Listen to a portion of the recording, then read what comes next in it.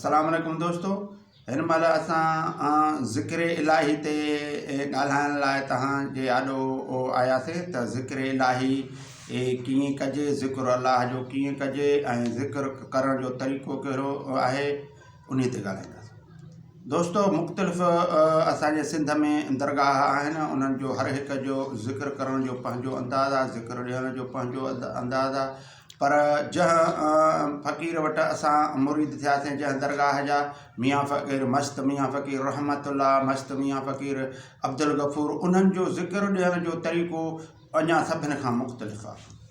पहिरियां त साईं जन 4 ज़िक्र ॾींदा आहिनि, उन्हनि में हज़ार हज़ार जी तस्बीह, जीअं ला इलाहा इल्लल्लाह ऐं इल्लल्लाह ऐं अल्लाह ऐं हू जो, इहे 4 ज़िक्र ॾींदा आहिनि। जीअं थांव ठहे ऐं उहा दिलि जी कट लहे, मेराण लहे, इहो शुरात में इहो। मगर मां तव्हांखे ॿुधाईंदो हलां त ज़िक्र करण जो तरीक़ो जेको साईं जन फ़क़ीरनि असांखे सम्झायो, उहो तव्हांजे आॾो रखां।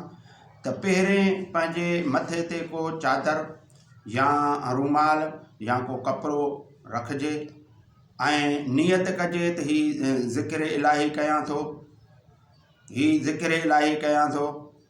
मोकल पंहिंजे मुर्शिद जो नालो फ़क़ीर जो विझी ऐं असां चवंदा आहियूं मोकल मियाँ फ़क़ीर रहमतुल्लाह जे मोकल सां निस्बत मियाँ फ़क़ीर रहमतुल्लाह जे निस्बत सां पाण खे अल्लाह जे नाले सां वक़फ़ करे ऐं मियाँ फ़क़ीर रहमतुल्लाह जे हवाले पाण खे कयूं था। मियाँ साहिब, असांखे ज़िक्र करण जी सघ ऐं ताक़त ऐं सहप ऐं बर्दाश्त तूं ॾे त जीअं असां ज़िक्र कयूं। पोइ इन ज़िक्र करण ईअं नियत खां पोइ मां तव्हांखे ॿुधाईंदो हलां त इहो ज़िक्र शुरू कंदा आहियूं। ऐं ज़िक्र करण खां पोइ माना असां ते इहो वाजिबु थी वियो त असां अल्लाह जे नाले सां वक़फ़ थी ऐं अल्लाह जे नाले सां वक़फ़ थी पंहिंजे जिस्म खे सॼे खे पंहिंजे मुर्शिद करीम मियाँ फ़क़ीर रहमतुल्लाह जे हवाले करे छॾियोसीं।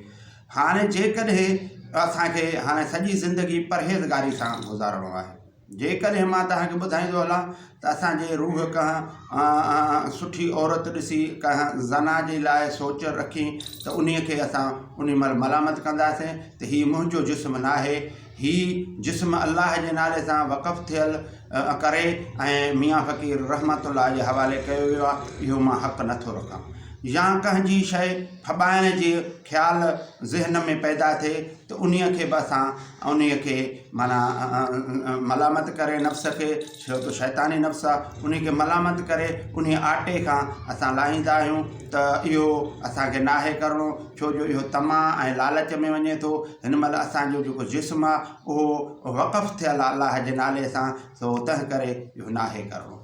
तंहिं करे को कूड़ या दगा या धोखो या कंहिं सां ॿियाई या गिला या गीपत या कहिड़ो बि मसइलो दुनियादारी जे लेवल सां ईंदो त असां पंहिंजे जिस्म मां उहे कम न वठंदासीं, छो त असांजो जिस्म हिन महिल अल्लाह जे नाले सां वक़फ़ थी ऐं मियाँ फ़क़ीर रहमतुल्लाह जे हवाले कयो वियो आहे। उन्हीअ जो हक़ आहे असांजे जिस्म ते, असांजो हक़ु नथो लॻे त असां उन खे ग़लति नमूने सां इस्तेमालु कयूं। पोइ साईं जन ॾे जॾहिं असां फ़क़ीरनि ॾे वेंदा आहियूं त फ़क़ीर जे आॾो वञी माना वेहबो त अदब ऐं एतिराम सां। पोइ मस्त आहिनि दरवेश, पोइ हुननि जा ख़्याल जेॾी महिल ख़्याल थिए त पुछनि या ॻाल्हि मतिलबु उन्हनि मां तरीक़ेकार मां तव्हांखे ॿुधायां थो, छो त हिन महिल साईं जन त माना ज़ाहिरी लेवल सां हिन दुनिया मां वफ़ात करे विया, पर हिन महिल बि हाज़ुर आहिनि, मगर हुननि जे हुन फ़क़ीरनि जे जेको दरगाह जो तौरु तरीक़ो आहे उहो मां तव्हांखे ॿुधायां। त माना जेकॾहिं असां वेठा हूंदासीं त अदब ऐं एतिराम सां जेसीं ताईं साईं जन पुछा कनि, पोइ जॾहिं इहो 6 महीने 5 महीने 6 महीने जॾहिं बि हुननि जो ख़्यालु थिए पोइ पुछंदा बाबा ज़िक्र जो सिलसिलो कीअं था कयो? साईं ज़िक्र हज़ार 4,000 माना इहो डेली हले थो पियो। पोइ जेकॾहिं हू पंहिंजे ख़्याल में हूंदा, चवंदा त बाबा इन ज़िक्र खे अञा वधायो। जेकॾहिं हुन वधाइण जो जेतिरो चवे ओतिरो करिणो आहे, पोइ जेसीं ताईं थांव ठहे ऐं माना इहा मेर ऐं कट उहो दिलि खां लहे त पोइ वरी साईं जन माना उन में पोइ ज़िक्र ॾींदा कंहिंखे पोइ कहिड़ो बि ज़िक्र ॾेई सघनि था। पर ज़िक्र कंदे कंदे जॾहिं को ख़्यालु माना नफ़सानी ख़्यालु अचे थो त पोइ साईं जन फरमायो त ला इलाहा इल्लल्लाह जो उन खे ज़रब हणो। जीअं हिन दुन खां ला इलाहा खे आणे हीअं सॼे पासे खां ऐं अची दिलि जी जॻह ते हिते दंग करणो आहे ला इलाहा। पोइ वरी हितां छिके इल्लल्लाह जो ज़रब हिन खॿे पासे जे निहाईअ ते हणणो आहे त माना नफ़्स खे मारणो आहे त इल्लल्लाह त माना इन शैतानी नफ़्स खे चइबो आहे तूं कुझु नाहीं सभु कुझु अलाह आहे। तूं इहे मुंहिंजे ख़्याल ग़लति ख़्याल मुंहिंजे ज़हन में कीअं थो आणी। पोइ इन करे छो जो सॼे पासे ॾऊं रहमानी नफ़्स आहे, खॿे पासे ॾऊं शैतानी नफ़्स आहे। पोइ जेॾी महिल असां ज़िक्र कंदा आहियूं ज़िक्र हलंदे बि को ख़्यालु थींदो आहे त उन ख़्यालनि खे ख़तमु करण लाइ साईं जन जो फरमान आहे त तव्हां हिन धुन मां ला इलाहा जी शुरात करे सॼे पासे खां पोइ वरी हीअं दिलि जे तरफ़ ते वञी ला इलाहा खे रखो दिलि में। दिलि मां वरी इल्लल्लाह जी ज़रब खणी वञी ऐं हिन खॿे पासे खां निहाईअ ते वञी हणोसि त हू हुनखे ज़रब लॻंदो त उहो ख़्यालु मटिजी वेंदो। वरी तव्हां पंहिंजे ज़िक्र में उन में सिलसिले में हलिया हलंदो।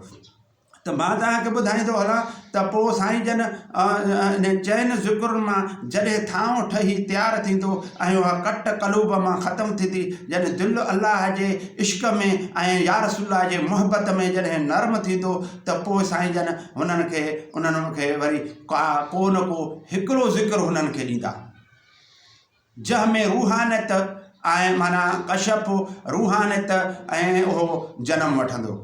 कशफ खे साईं जन फरमाईंदा त इहो त इहो अमल माइन जो आहे, इहो मर्दनि जो न आहे। कशफ खे जेको कशफुल कबूर जेको या इहो जेको माना इहो थोरो घणो इहो कशफ जो इन खे साईं जन अहमियत न ॾींदा। अञा वॾनि ॻाल्हियुनि खे चवंदा इहे माइन जो सिलसिलो आहे त छो त हिते वॾी ॻाल्हि आहे। पोइ मां तव्हांखे ॿुधायां त पोइ उन खे माना जेकॾहिं को ज़िक्र चवंदा बा हाणे सिर्फ़ु तूं इल्लल्लाह जो ज़िक्र कर, ला इलाहा इल्लल्लाह जो ज़िक्र कर, या सिर्फ़ु इल्लल्लाह जो ज़िक्र कर, या सिर्फ़ु अलाह जो ज़िक्र कर, या हू जो पोइ हिदायत ॿुधाईंदा ऐं उन लेवल सां केॾी महिल वरी प्रैक्टिकस बि कराईंदा आहिनि।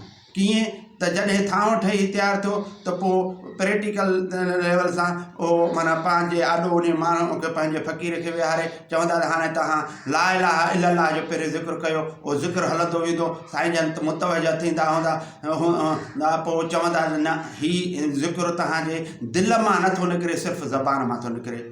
या वरी चवंदा इल्लल्लाह जो ज़िक्र कर, वरी इल्लल्लाह जो ज़िक्र, पोइ इल्लल्लाह जो ज़िक्र वरी माना तवजो मुतवजा थींदा, चवंदा न हीउ ज़िक्र बि तव्हांजे ज़बान मां थो हले। वरी अलाह जो मसलन तव्हांखे ॿुधायां थो, वरी उहो चवंदो न पोइ जो हू जो मिसाल अगरि कंहिं कयो त उहो चवंदो उहो त मुतवजह थी ॿुधंदो, चवंदो हा इहो अंदर मां आवाज़ु थो अचे दिलि मां, हाणे तुंहिंजे लाइ इहो ज़िक्र फिट आहे हू जो। यानी मुख़्तलिफ़ हुनजे माना माण्हुनि ते मुख़्तलिफ़ फ़क़ीरनि ते माना उहो माना सिलसिलो आहे। ऐं हू मियां फ़क़ीर रहमतुल्लाह मियां फ़क़ीर अब्दुल गफ़ूर मस्त दरवेश आहिनि, उन्हनि जा मुख़्तलिफ़ ख़्याल आहिनि।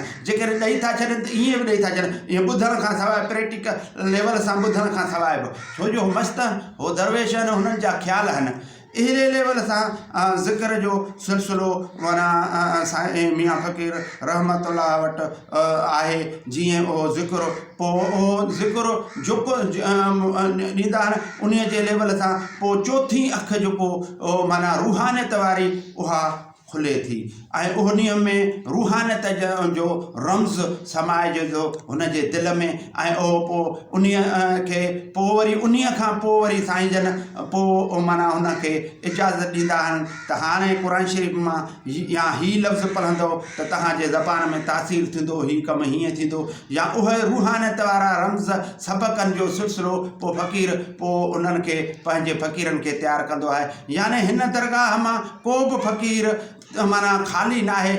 जेके फ़क़ीरनि सभु तैयार थियल आहिनि, सभु को न को रूहानियत जे लेवल सां कंहिंखे तावीज़, कंहिंखे धाॻो, कंहिंखे दुआ, कंहिंखे हुननि जे ज़बान में तासीर, माना को बि ख़ाली न आहे। पाण फरमायूं त असांजो मुरीद को बि एसी ताईं न मरंदो जेसी ताईं हुन में रूहानियत वारो रम्ज़ ऐं फैज़ महमदी न फिट थींदो, जेसी ताईं को बि न मरंदो। दोस्तो, हीअ आहिनि मियाँ फ़क़ीर रहमतुल्लाह मस्त ऐं मियाँ फ़क़ीर अब्दुल गफ़ूर मस्त जे दरगाह जी ज़िक्र जी कैफ़ियत जेको मूं तव्हांजे आॾो रखी। महिरबानी। अस्सलामु अलैकुम।